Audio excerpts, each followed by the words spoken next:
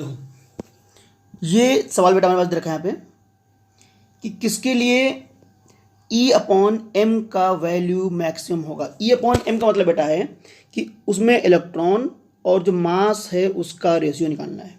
तो ये इलेक्ट्रॉन और मास किसी एलिमेंट हम लोग पहचानते कैसे हैं, इलेक्ट्रॉन और मास किसी एलिमेंट में हम लोग पहचानते कैसे हैं वो देखो बेटा। पहले जैसे कोई भी एलिमेंट है, सपोज बेटा एलिमेंट हमारा ये लिखा है 1H1 है ना, तो ये जो नंबर होता है इसका मास करता है रिप्रेजेंट, और ये नंबर बेटा उसमें जेड प्रोटॉन को करता है रिप्रेजेंट।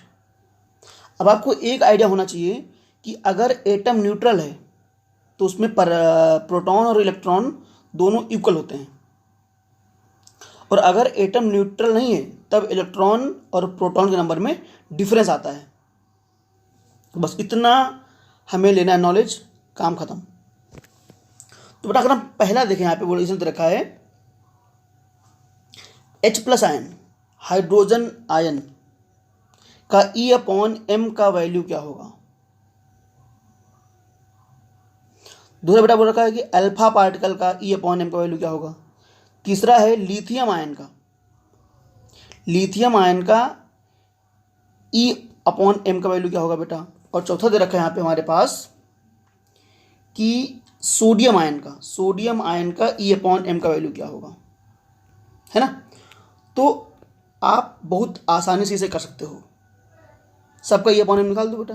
अगर हम बात करें पहला फॉर द हाइड्रोजन आयन, तो हाइड्रोजन में एक होता है इलेक्ट्रॉन, वो निकल गया बेटा, तो इलेक्ट्रॉन तो यहाँ जीरो बचा, इलेक्ट्रॉन तो जीरो बचा, लेकिन मास इसका m एक रहेगा, है ना।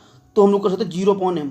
देखो बेटा ये तो वैसे भी सबसे ज़्यादा हो गया, ये तो वैसे भी इनफाइनाइट की तरफ चला गया। अच्छा आओ देखते हैं अल्फा का बेटा, देखते हैं चलो। अल्फा का सिंबल क्या होता है सबसे पहले बताओ। अल्फा का सिंबल होता है 2He4, यानी कि इसका जो मास होगा हाइड्रोजन का 4 टाइम होगा। और सबसे अच्छी बात बेटा ये न्यूट्रल एटम है, तो इसमें दो ही होंगे इलेक्ट्रॉन।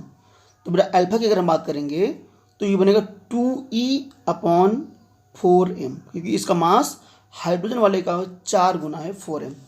तो ये कितना आ गया, E/m का हाफ हो गया। बात सुना रही बेटे, गुड। अगर हम बात करें लिथियम के लिए, तो लिथियम का सिंबल होता है 3Li6।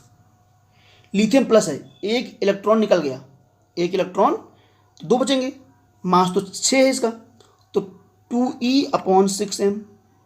तो ये हमारा आएगा 1/3 E/3m। सुनो बेटा, अब लास्ट में था सोडियम आयन Na+, तो Na+ का पहले आप प्रोग्राम देखिए।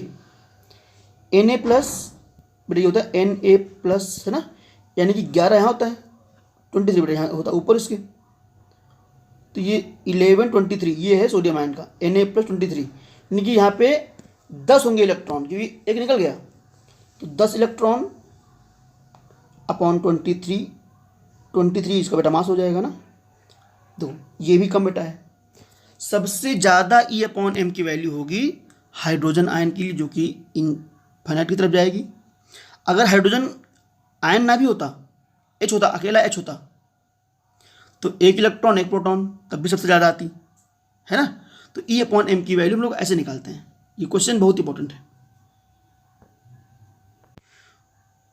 बच्चों। ये देखो क्वेश्चन नंबर 2, यहाँ पे डिस्प्लेसमेंट दे रखा है हमें, 2 SHM का डिस्प्लेसमेंट दे रखा है। एक में बेटा sin ωt है, दूसरे में बेटा हमारा cos ωt है। तो ये sin ωt और cos ωt में आपको क्या पता है क्या, कि दोनों में फेज डिफरेंस कितना होता है। sin ωt और cos ωt में फेज डिफरेंस कितना होता है, π/2 का होता है बेटा, ध्यान रहिए बात। बस हमें निकालना है एम्पलीट्यूड, तो एम्पलीट्यूड का फॉर्मूला बेटा होता है A जब π/2 का होता है फेज डिफरेंस, तो A1² + A2²। यहाँ बेटा A1 कितना है 1/√a, A2 क्या बेटा हमारा है 1/√b। तो ये आप पूरा इसे सॉल्व कर दोगे, है ना। तो यहाँ पे आएगा रूट के अंदर आएगा 1/a + 1/b। अपना बेटा आप लोग सोल्व करो, तो ये बनेगा a + b upon A b, यानी कि ये पहला ऑप्शन इसका सही होगा। सॉरी, रूट में है, रूट में आएगा ये पूरा, ये रूट में आएगा। फर्स्ट ऑप्शन नहीं होगा इसका, इसका कोई और होगा ऑप्शन, ये पूरा ऐसे आएगा, है ना। फर्स्ट नहीं होगा इसका, फर्स्ट में थोड़ा सा देख नहीं पाया मैं। ये A plus B upon A B root में रहेगा पूरा। ये शायद जो भी नीचे होगा फोर्थ होगा ऑप्शन इसमें।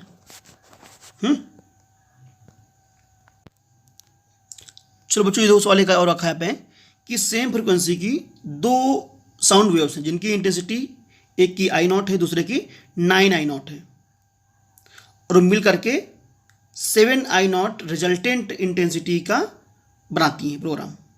तो उन दोनों वेव्स के बीच का फेज डिफरेंस आपको निकालना है। तो यहाँ ध्यान से सुनना बेटा, जो रिजल्टेंट इंटेंसिटी आती है ना आई, ये होता है I1 plus I2 plus 2 root के अंदर I1 I2 cos फाइव, ये इसका बेटा फॉर्मूला होता है। यहाँ पे I की वैल्यू रखा 7 I not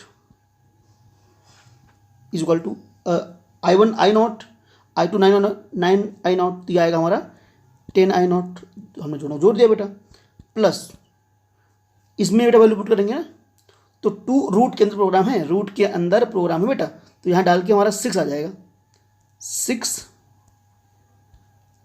I not cos five, है ना। तो इसको आप बेटा का सॉल्व करोगे तो ये यहाँ पे मिलेगा आपको कॉस फाइव इक्वल टू -1/2, जो कि 5/120 पे मिलता है। यानी कि इन दोनों वेव्स के बीच का फेज डिफरेंस 120 डिग्री का होगा। बढ़िया, ये फॉर्मूले याद करो बेटा, ऐसे काम नहीं चलेगा।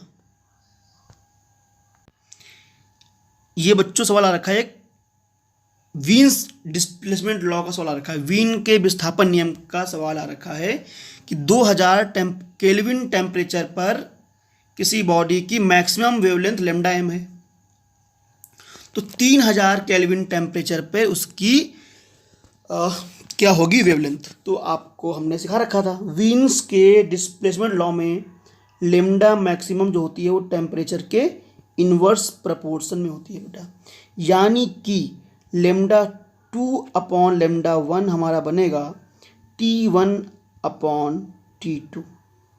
तो बोले तो हमें निकालना है λ2, हमें गिवन है λ1।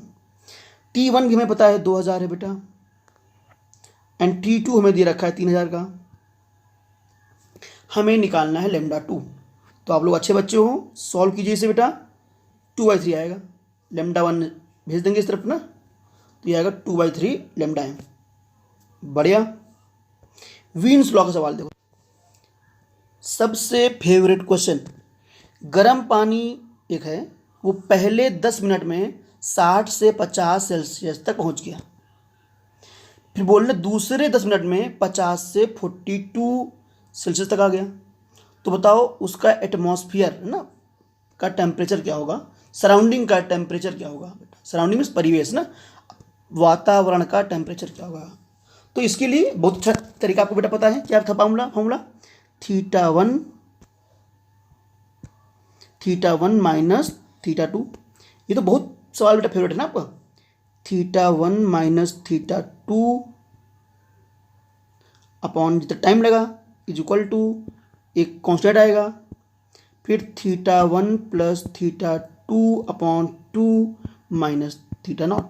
ये θ1 θ2 क्या है बेटा, जो बॉडी जहाँ से जहाँ तक ठंडी हो रही है ना, तो यहाँ से एक बार हम लोग 60 से 50 जाएंगे, तो एक बार 60 को लेंगे θ1, 50 को लेंगे θ2, इनको सॉल्व करेंगे, यहाँ से k निकालेंगे, सबसे पहले k निकालेंगे θ0 के टर्म में, एक बना लो इक्वेशन k और इसमें एक बना लो इक्वेशन।